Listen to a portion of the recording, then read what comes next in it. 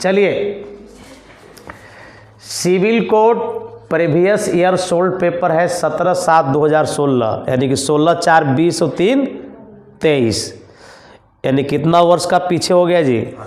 8 वर्ष, 8 और 7 लगभग अराउंड।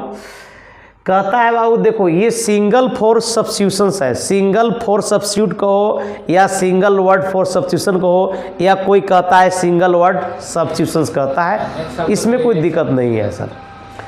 कहता है बाबू कि that which last for a short time, जो भी चीज है, ध्यान सुनिएगा, जो कम समय के लिए ही होता है सर, याद रखिएगा। इसमें हमको कुछ बताना था। आप सर फर्स्ट ईयर के जब विद्यार्थी होंगे, इंटरमीडिएट फर्स्ट ईयर का, तो उसमें एक सर पोएम पढ़ना था, marriage of true minds, William Shakespeare का लिखा हुआ था। और याद रखिएगा, मैरिज ऑफ ट्रू माइंड्स लिखा हुआ था विलियम शेक्सपियर के द्वारा, और उसका एक पोएम था जिसमें सर कुछ वर्ड थे। एक था सर टाइम्स फुल, याद रखिएगा। तो अगर हम बात करते हैं, we ever try to talk about the times full, listen to me, तो टाइम्स फुल का भी मतलब होता है क्षण भंगुर। क्षण भंगुर का मतलब होता है वेरी शॉर्ट टाइम। तो एग्जैक्टली यदि मैं इस वर्ड को देखने का प्रयास कर रहा हूं, we are trying to watch about this word times full, that's not in your options, ये तो ऑप्शंस में है नहीं सर।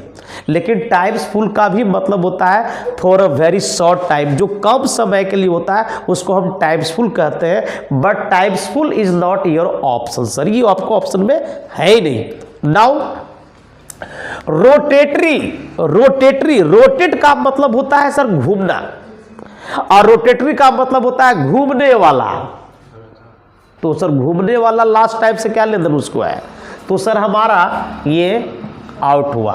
रेगुलर का मतलब होता है नियमित, तो नियमित अगर है तो ये कम समय के लिए थोड़ी है सर, इसका कोई ठीक है कहाँ तक जाएगा नियमित, तो सर ये भी अपने आप से बाहर हुआ। और अगर हम बात करते हैं रेपोजिटरी की, तो रेपोजिटरी का मतलब किसी चीज का भंडार होता है, कोष होता है सर, भंडार होता है, तो ये भी अपने आप से क्या हुआ, आउट हुआ। आंसर हो गया ट्रांसिस्टरी, और ट्रांसिस्टरी का मतलब होता है फॉर अ शॉर्ट टाइम।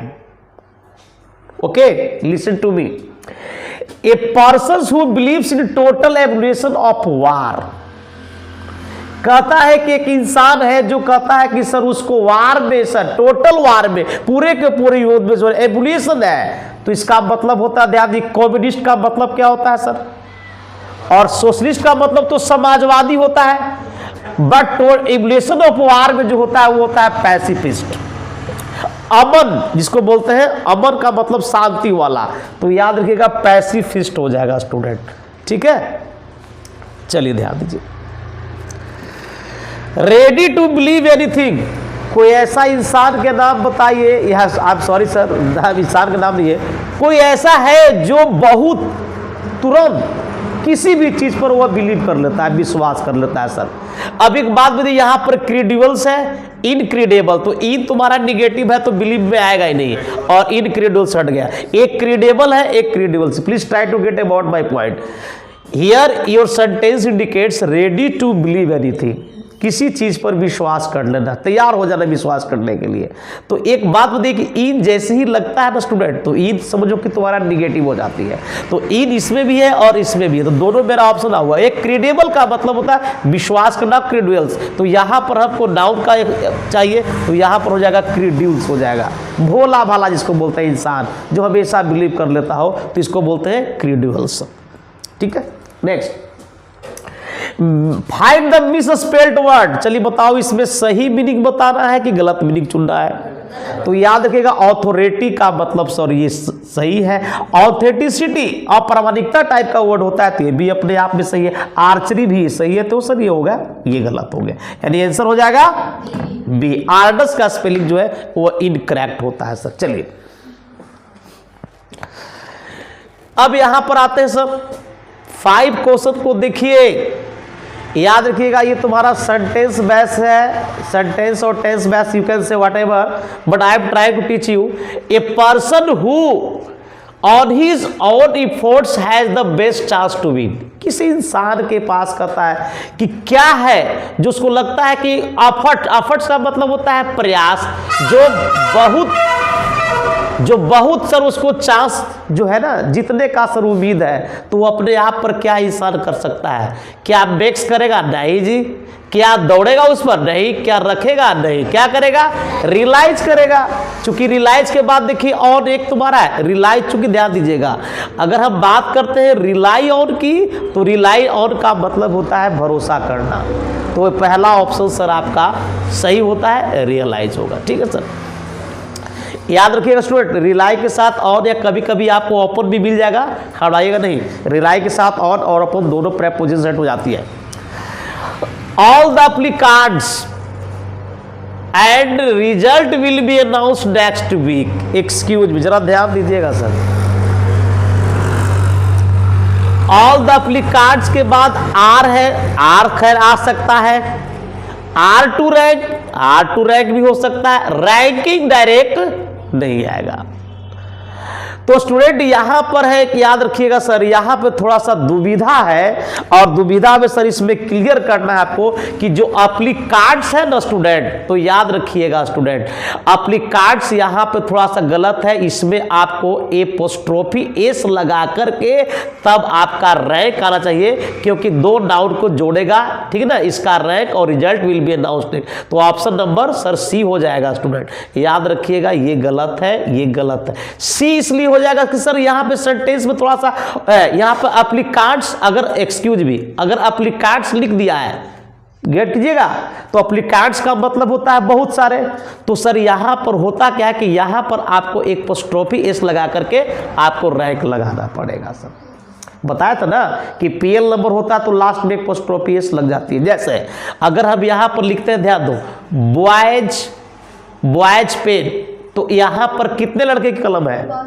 बहुत, एक लड़का की कलम है ना। और इसी को लिखेंगे सर कि बॉयज और एपोस्ट्रोफी लगा देंगे तो क्या हो जाएगा? बहुत सारे लड़के का एक ही कलम की बात कर रहा है, लेकिन बहुत का उम्मीद उस पर है। तो याद रखिएगा इस तरह से यहां पर आपको करना पड़ेगा, तो इसके अकॉर्डिंग क्या चल जाएगा?